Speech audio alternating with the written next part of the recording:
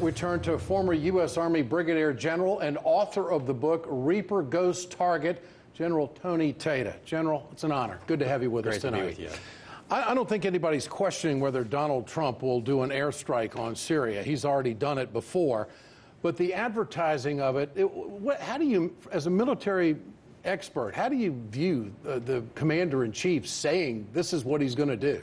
I think you have to look at these operations through the lens of the elements of national power. You have diplomatic, information, military, and economic. The Russian president saying don't do it, or Russian Minister of Defense saying don't do this, we're going to shoot down your missiles, or the president saying we're going to shoot these missiles and they're going to be stealthy. That's an information war, and that is part of the element of national power. And when we back up and really take a look at why the president is engaged on this specific issue, it's because our national security strategy calls for an international order based on the rule of law and stopping the proliferation and use of weapons of mass destruction. Those are the two fundamental principles of the United States national security strategy.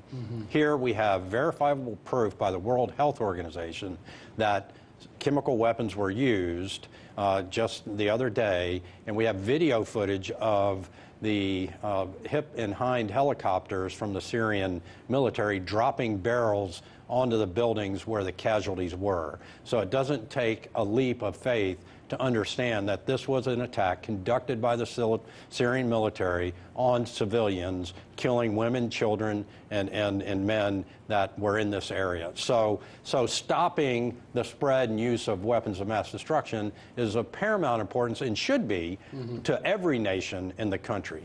Is the president's advertisement about missiles are coming, get ready, a signal to the Russians, move your hardware because we are going to hit? I mean, obviously, Russia moved all of their ships out of port today. There's satellite video and photos of that. What about that dynamic? Well, I think that information back and forth, that information warfare going on, I think the president has proven very effective in the past.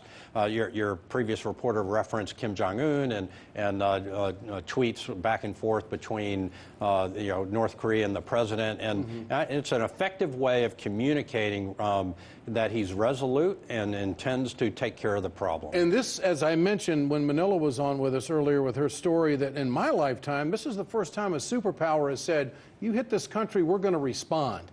This, and then there's the question of, can the Russians intercept the cruise missiles? The Israelis launched a number of missiles over the weekend, and some of them were intercepted.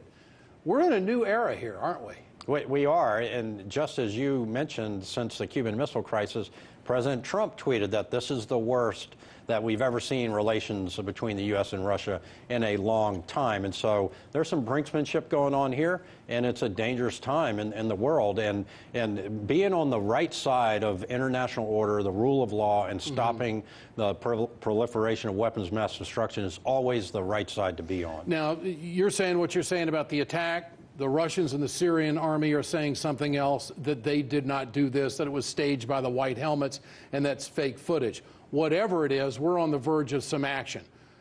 If the Russians do counter, where do we go from there? Well, that's the law of unintended consequences here. So if we do some kind of sustained operation that involves air breathers, such as jets, flying in and dropping bombs, and there is something shot out of the sky, God forbid, then we've got... We could see an air dogfight. We could see an air-to-air fight. We could see an air-to-mud fight. We could see something else. And and I think that's the planning that's going on right now, is building that coalition from a military element of power, diplomatic military element of power, building the coalition, having all the forces ready to come in and make sure. You got to have personnel recovery ready. If we have a pilot that has to eject, we've got to be able to go in and rescue that pilot. So it's very involved operation. Right now, the president doesn't have the Brits totally on board. What do you make of that? Well, I think every nation is looking at their own interests. We have national security interests. The Brits have national security interests. I think at the end of the day, every nation is going to fall down on the side of enforcing the rule of law and stopping the proliferation of weapons of mass destruction. And that's where President Putin ought to come down on this. this as well. Do you think that this could lead to ground troops, the United States ground troops, and your expertise being a brigadier general in the Army, would that be a tough mission? I would advise against it. The anti-ISIS mission is very different than this. They're two completely separate things. For practical purposes, they're in separate countries. I would not advise putting ground troops in. We're not looking for regime change. We're trying to destroy Assad's ability to deliver weapons of mass destruction. What about destroying Assad himself? What if the United States were hit the presidential palace, or if they knew where Assad was? The weapons of mass destruction are the key here. Okay. If some other idiot came in and replaced Assad, then he could still employ weapons of mass destruction. And clearly there are generals on the Syrian military staff that believe in this, so you never know what you're going to get. If you destroy the weapons of mass destruction and you destroy the means of delivery, then you hamper their ability to do so.